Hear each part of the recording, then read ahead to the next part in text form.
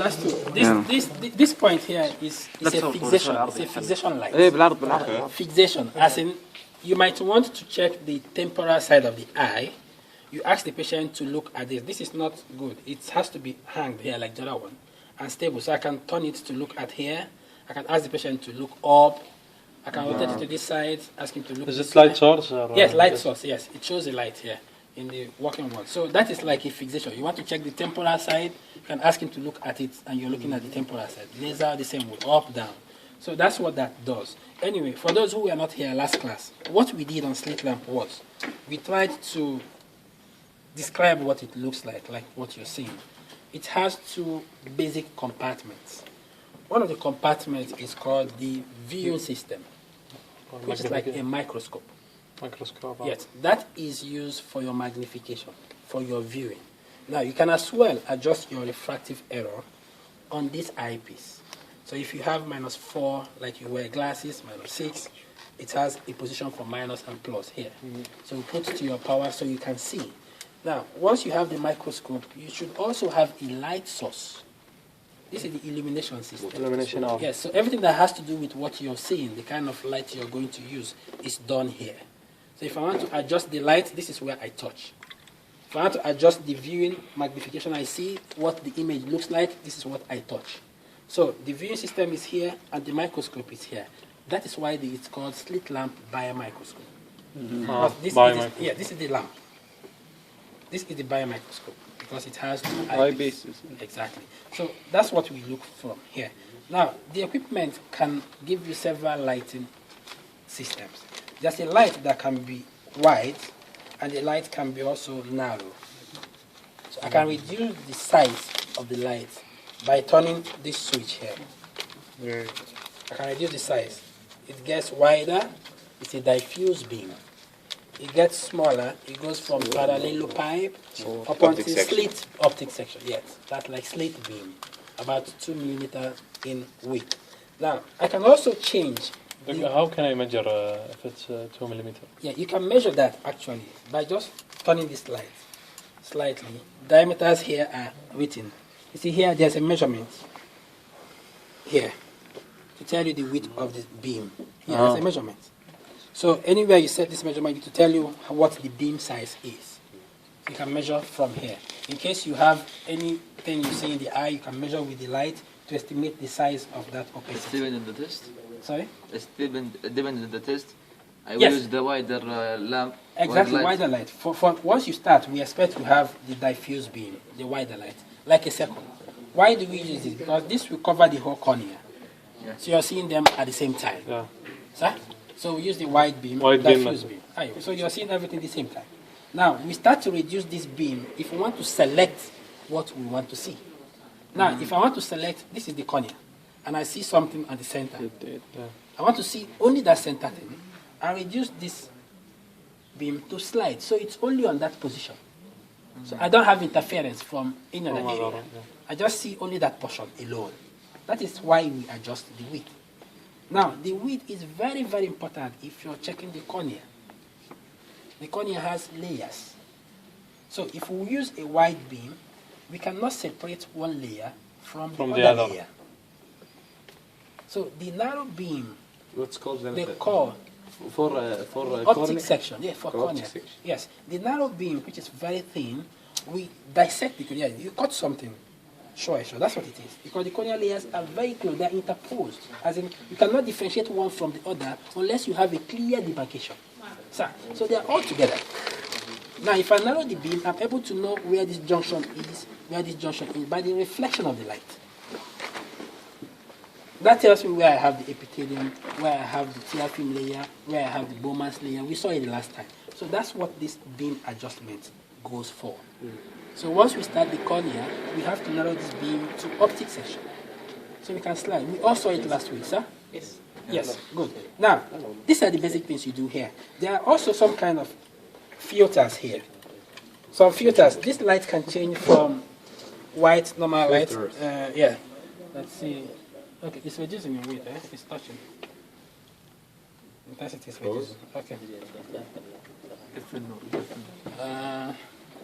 Yeah, you see, it shakes. Yeah. Okay. Now you see there's a blue light here. Yes. This is a blue filter. I can also, this is where I'm changing this. It's drawn here. I can also change this to a green filter. I can change this to a white beam but narrow. The width is smaller. I can change this to a light with streaks, demarcations. It's all written here what you're seeing. This is the widest beam. When I use these colors, blue okay. We use the blue light if you have fluorescein dye. You know what fluorescein dye is? This is ultraviolet, right? Yes, if I use fluorescein dye to stain your eye, and I use this normal light, I won't see anything. Because the fluorescein is green. The wavelength of green is different from the wavelength. We need UV. No, the fluorescein is green. It's green. That's what it will give you in the eye. Now, you cannot see that green color unless we highlight the color. We call it autofluorescence. This light will separate the green from the areas of your eye that are stained. So the cells in the eye will absorb the green, and with the blue light, you can see the area as dark objects. There is a problem. If there's a problem. If I use a blue light, I'm able to highlight a specific area that has a problem. That will show me with blue light. Now, I can use a green filter if I have a different dye.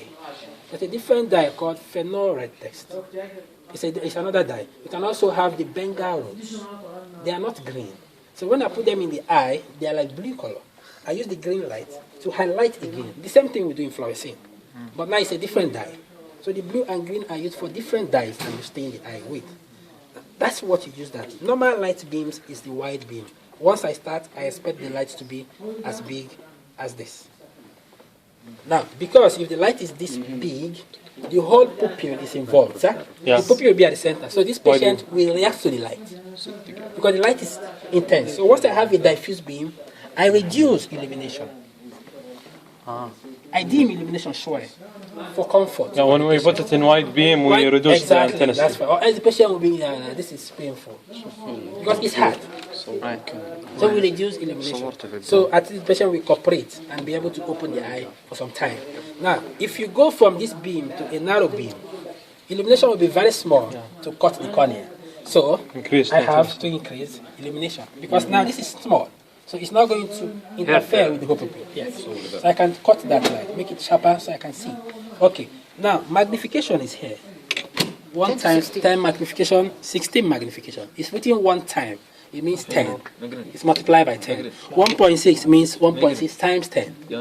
So it's 16 times, 10 times. Good. So I start with the 10 times magnification because with low magnification, I can see a wide area. And when you increase magnification for the outer layers of the eye, you see something that is not natural. It's not natural. It's not a natural look. So you're confused. So it's usually better to have a lower magnification on.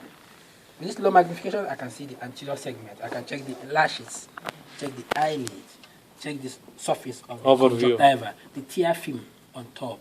I can also check the bulbar conjunctiva. I can check the palpebral conjunctiva by opening the eyelid up. Check under. So cantal, I can check the phonics everywhere. Once I'm done with the outer things I see, that is the external examination. It means you've seen the external structures of the eye, they are fine. If they are not normal, you're going to see them too. Like we gave you assignment, there are so many conditions where they are not normal. Blepharitis, they don't look normal. Ectropia, they don't look normal. Conjunctivitis, they don't look normal. So those are the samples of the conditions you're going to see. So once you have that, it's done. It's difficult for you to follow, but yeah, this is a theory thing. Because once you read what I'm telling you, you understand. So telling them all in a whole looks a bit, you can't catch one thing or the other yet. But you have to read about the equipment itself. Now the technique now is easy. I have the patient sitting here. I want to be sure this patient is relaxed. So it's easier to make sure the patient has his chin rest here. And the forehead is resting here. So if I have the patient come close, you see this man now. He's very high, so he has to bring his head down. That means I might need to raise to bring this slightly down, and my chin rest slightly down. Okay, now another thing we look for is this margin here should always align with the margin you see here. See? It should always be at the same level. That means the patient is balanced, and you don't have the stress of trying to look for the eye. Good. So once that is balanced, it's easier for you to check this instrument moves up or down, it moves left or right, it moves in or out. by this joystick. So left, right, up, down, in, out. All this you need to do for your alignment and focusing. Now, so once that is done, the next thing for you is to relax. This patient is fine. You've gotten your setting. You set your own eye because you have to see from these two instruments. If your eye has to see from this, you can use your hand as a point. You close the left eye when your eyes is here and look from the right eye. You have to see this light, this whole light. If you're not seeing the whole light, adjust this eyepiece. See? So it can fall Adjust on your it to my Adjust it to PD. the PD. Yes. When this is done, close this eye. Don't move your head, just close this. Open the left eye. If it's not okay, use your hand again. Adjust the left eye. Now when the two eyes can see each of these lights separately, then open the two eyes. Now you have a full focus. I read teacher, he says open both eyes. To adjust. Yeah, but it's difficult to adjust in both eyes. It's easier to have one eye, right eye, left eye, yes. Yeah, most books will tell you adjust right eye, then left eye. Now when the two eyes are aligned, then you open the two eyes. You should be able to see this light as one light. If you are seeing the light as double, you still have to do the alignment again. Because you're going to see the thing in the eye as double too. So this focusing is important for you. Now, again, your prescription can be put here. If you don't have your glasses on, you can put your prescription here. You can also wear your glasses and look. It's also possible. So that is a possibility for us. So just adjust your eyepiece, then you start. You're done with that, the patient is done, he puts his head, start. Sir? So that's what we are going to do now. Okay, can somebody do the external examination for me? Check the eyelid, the eyelashes, so he can see. Somebody, yeah, we did last time. Yeah, sir.